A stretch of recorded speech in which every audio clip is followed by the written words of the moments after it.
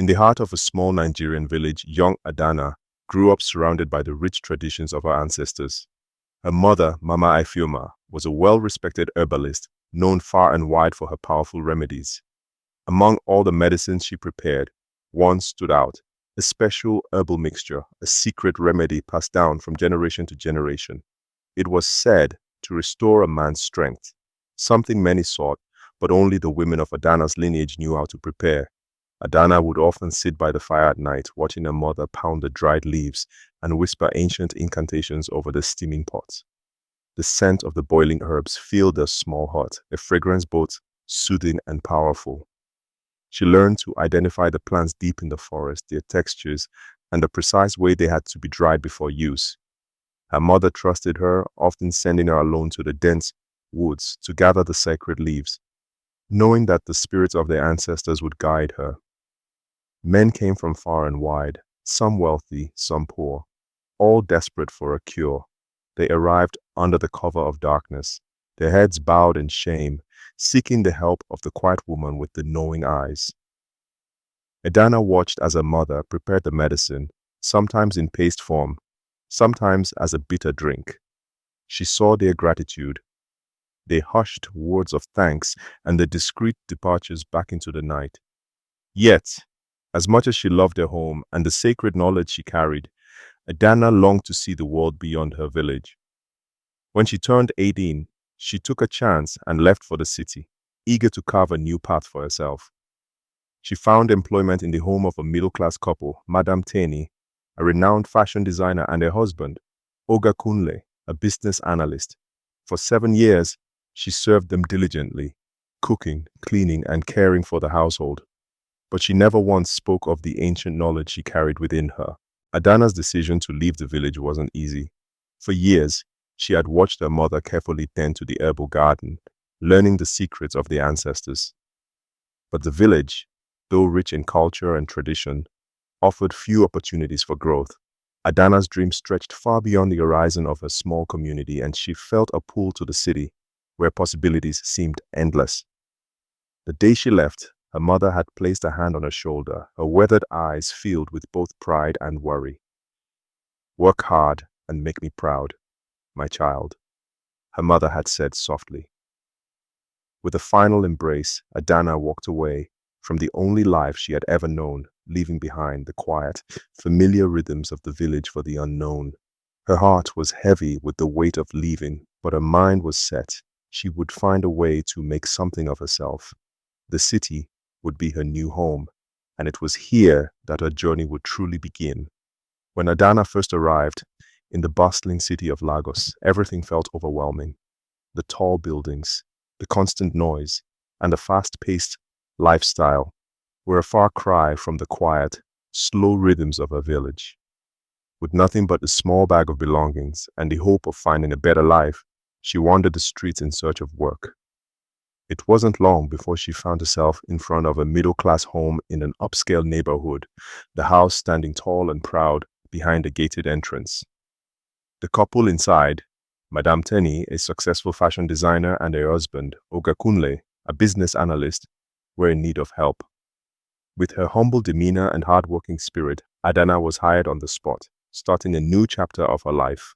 One evening, while mopping the corridor near the living room, Adanna overheard Madame Teni's voice raised in anger. She paused, straining to listen. "I can't take this anymore, Kunle. Now you be the problem. You no fit satisfy me as a man. I go leave you." Oga Kunle's voice was lower, filled with frustration and shame.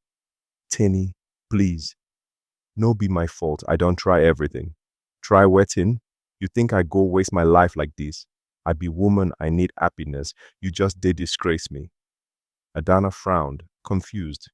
She wasn't one to eavesdrop, but the pain in Madame's voice made her curious. What could Oga have done or failed to do that made Madame so angry?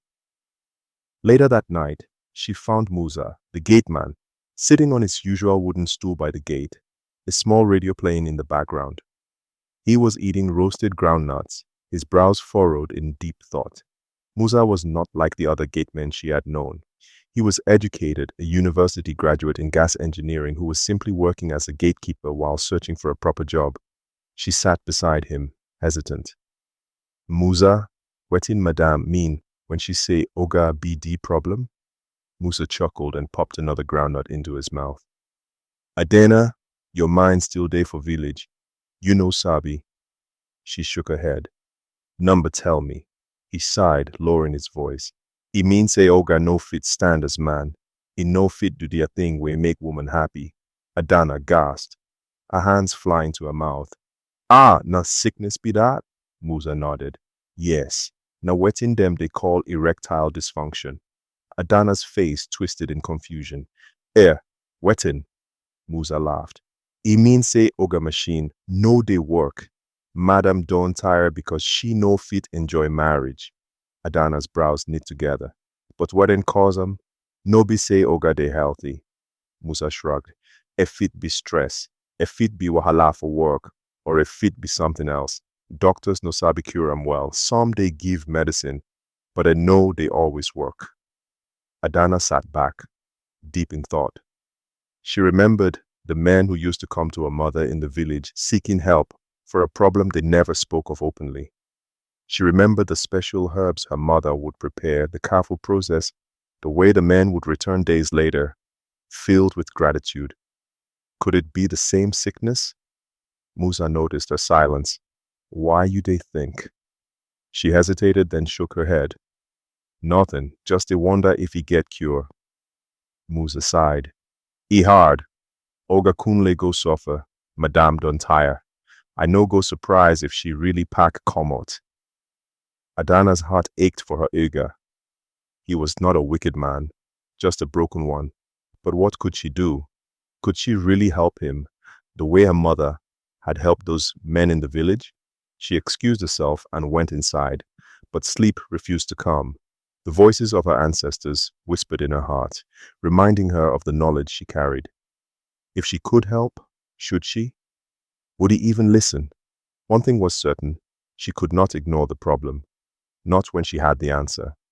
Adanna could not stop thinking about her Oga's predicament. Each night she lay awake, recalling the days in her village when men would arrive at their doorstep, desperate and ashamed. Her mother never asked too many questions. She simply prepared the remedy and sent them on their way.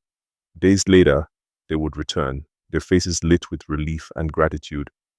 She had helped her mother prepare the sacred herbal mixture so many times she could do it in her sleep. But now, in the city, things were different. How could she explain what she knew without raising suspicion? Oga Kunle would never listen to her, not in his current state of pride and grief. After much thought, she came up with a plan. The next morning, she approached Madame Teni while she was having her morning tea. Madam, my brother sick for village. I beg, make I go see am. Madame Teni barely looked up from her phone. She was preoccupied, scrolling through social media, liking and commenting on posts from her fellow fashion designers. The troubles in her marriage had drained her energy, and Adanna's request seemed like the least of her concerns. How long you want go? Madame asked, her voice flat. 2 weeks, Madame. Madame Teni sighed. Go. Just make sure. Say you come back before month end. Adanna thanked her quickly before the woman could change her mind. She packed her small travel bag, made her way to the bus park, and endured the long, bumpy journey back to the village. The dusty roads, the familiar smell of wood smoke, and the sound of children playing barefoot in the fields filled her heart with nostalgia. When she arrived home, her mother, Mama Ejima, was pounding yam in the backyard. She looked up in surprise. Adanna, wetin bring you back so sudden? Adanna hugged her mother tightly, inhaling the familiar scent of sheep butter and herbs. Mama, I get important work where I want do. Her mother wiped her hands on her wrapper and studied her face. Talk to me, my pikin. Adanna hesitated for only a second before explaining everything. The couple she worked for, the marriage falling apart, Oga Kunle's condition, and how she had realized he suffered from the same problem as the men who used to come to them in secret. Mama Ejima listened carefully, nodding slowly. You dey wise, my daughter. You know fit sit down, look when you fit help. That evening, they set to work. They walked deep into the forest, moving past towering trees and thick bushes, until they reached the sacred spot where the herbs grew. The leaves had to be plucked at dawn when the morning dew was still fresh, and ground with a special type of stone that had been used for generations. The preparation took 3 days, each step requiring patience and precision. When it was done, Adanna bottled the thick, dark liquid in a small glass jar. She had done this so many times before, but this time it felt different. This was not just about making medicine, it was about changing a life. As she prepared to leave, her mother placed a hand on her shoulder. Adanna, remember, say this power way we get in a gift. Use 'em well. She nodded, determination burning in her heart. She was ready. She was going to help Oga Kunle, whether he believed in the medicine or not. When Adanna returned to the city, she felt a strange emptiness in the house. The usual scent of Madame Teni's expensive perfumes no longer lingered in the air. The living room, once filled with bright fabrics and sketchbooks from Madame's fashion designs, looked abandoned. The silence was heavy. She found Musa the gateman, leaning on the gate, chewing a stick of sugarcane. His face was grim. "Musa, wetin happen? Where, Madame?" she asked, her heart pounding. Musa spat out some of the sugarcane fibers before replying. "Madam don waka go. She pack a load 3 days ago. Say she no fit do again." Adanna gasped. "She no even tell me before she go?" Musa shrugged. "You dey village that time. She done tire for Oga Wahala. Na so she leave." Adanna's stomach tightened. She hurried inside, searching for Oga Kunle. She found him in his study, sitting in the dark. Papers were scattered across the desk, his laptop screen dim. He looked like a man who had lost everything. "Oga," she called gently. He didn't respond. He simply stared at the window, empty and broken. His once well-groomed beard had grown rough, his shirt wrinkled like he hadn't changed in days. The strong, confident man she once knew was gone. Days turned into weeks, and Adanna observed him closely. He barely ate, barely spoke. He no longer left for work early in the morning like before. At night, she would hear him sighing heavily in his room. It was painful to watch. She knew she had the answer to his problem, but how could she tell him? Would he even listen? She struggled with the decision, until one evening, she finally gathered the courage. She knocked on his door lightly. "Oga, I fit talk to you?" "Go away, Adanna." His voice was hoarse. She pushed the door open slightly and stepped inside.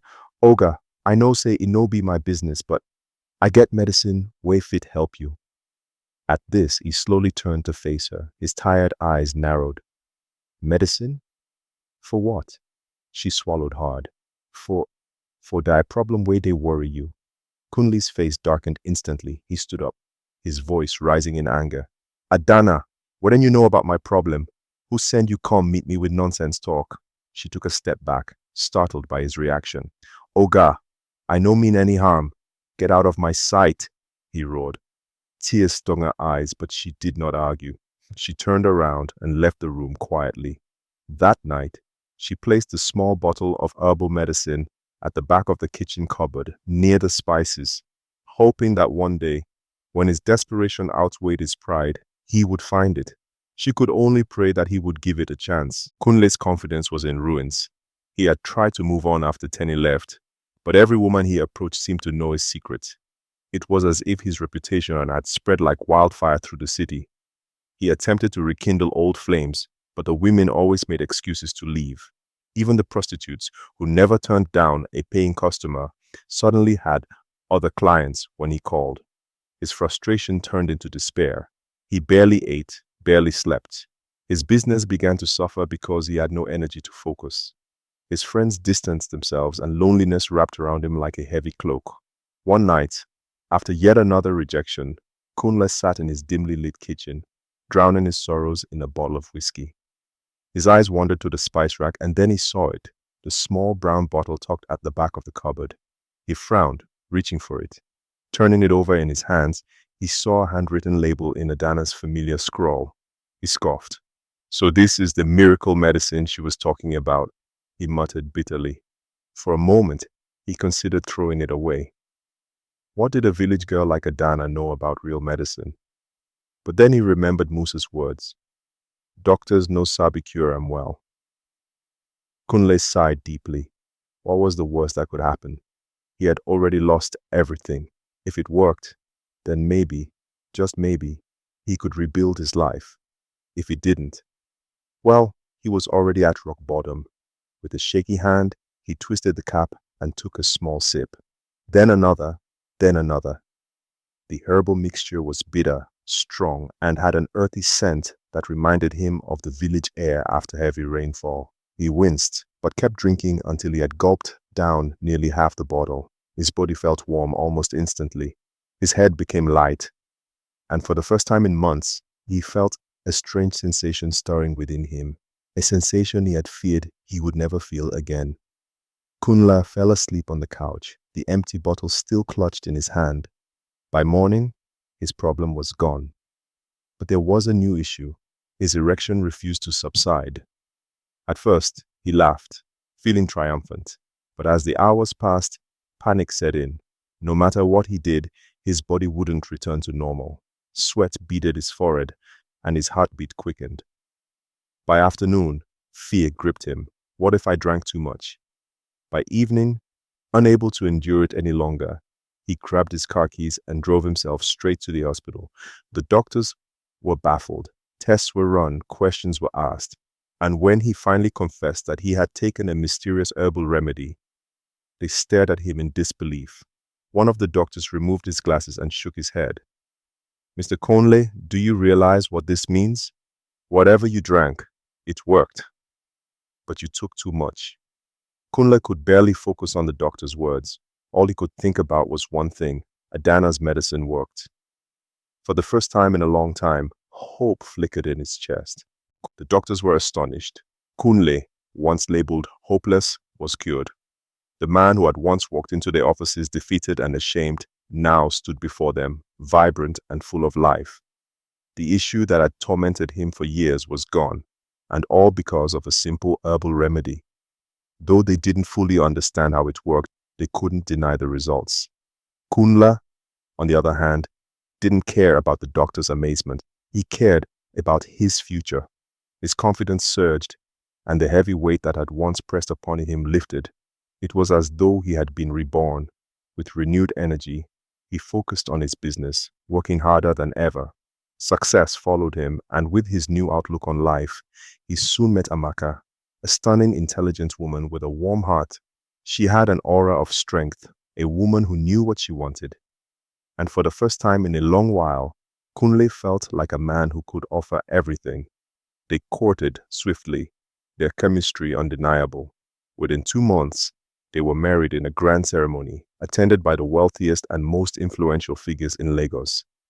It was a celebration of love, resilience, and a second chance at happiness. A year later, Amaka gave birth to twins, a boy and a girl. Kunle was overwhelmed with joy, holding his newborns in his arms, realizing just how far he had come from the man who once felt cursed. He had everything now: a family, a thriving business, and a second shot at life. But in the midst of his joy, Kunle couldn't forget the one person who had made this all possible. One day, he called Adanna to his office. She walked in hesitantly, not knowing what to expect. She had continued working for him quietly, never asking for praise or recognition, even after everything that had happened. Kunle gestured for her to sit. He looked at her for a long moment before he finally spoke.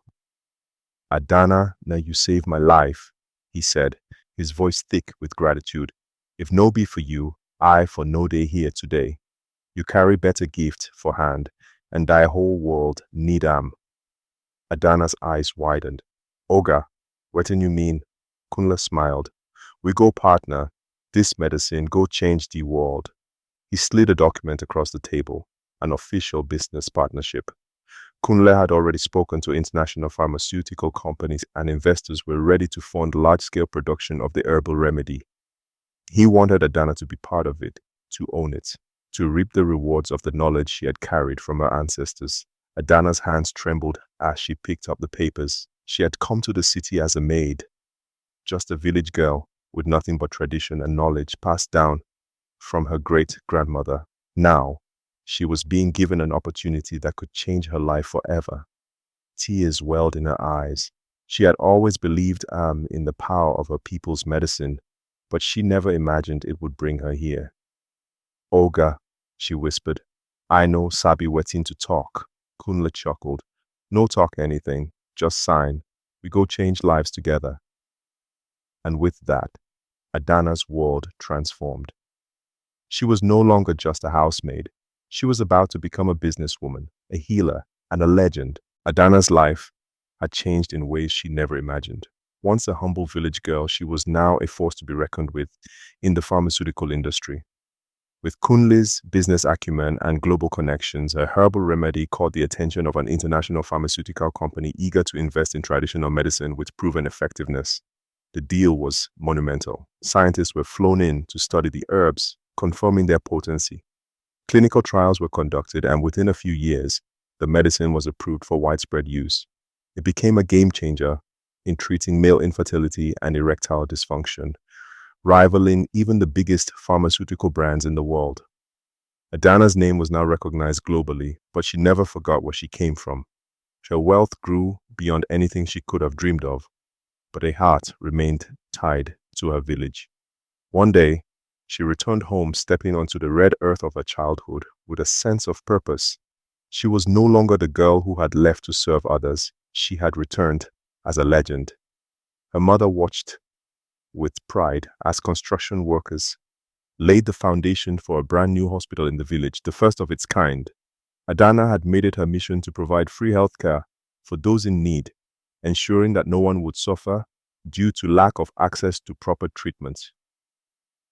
You don't use dire knowledge where our ancestors give us, lift yourself, her mother said, tears brimming in her wise eyes. And you don't use them help others. And a true blessing be this. Adanna smiled, holding her mother's hand. Mama, thy knowledge we dim pass, give us no be for one person alone, na gift, and gift we know they share go waste. Her story spread far and wide. Journalists came to interview her, universities invited her to speak, and young girls in the village now saw her as a beacon of hope. She had proven that traditional knowledge, when respected and nurtured, could stand side by side with modern science. Kunle, forever grateful to Adanna, continued to support her endeavors. His own success had multiplied, and he remained a close friend and business partner. Together, they had transformed lives, and their journey was far from over. Adanna's name would be written in history, not as a maid, but as a healer, an entrepreneur, and an icon of resilience. And so, her story became a testament to destiny, proving that even a village girl, armed with wisdom and determination, could change the world.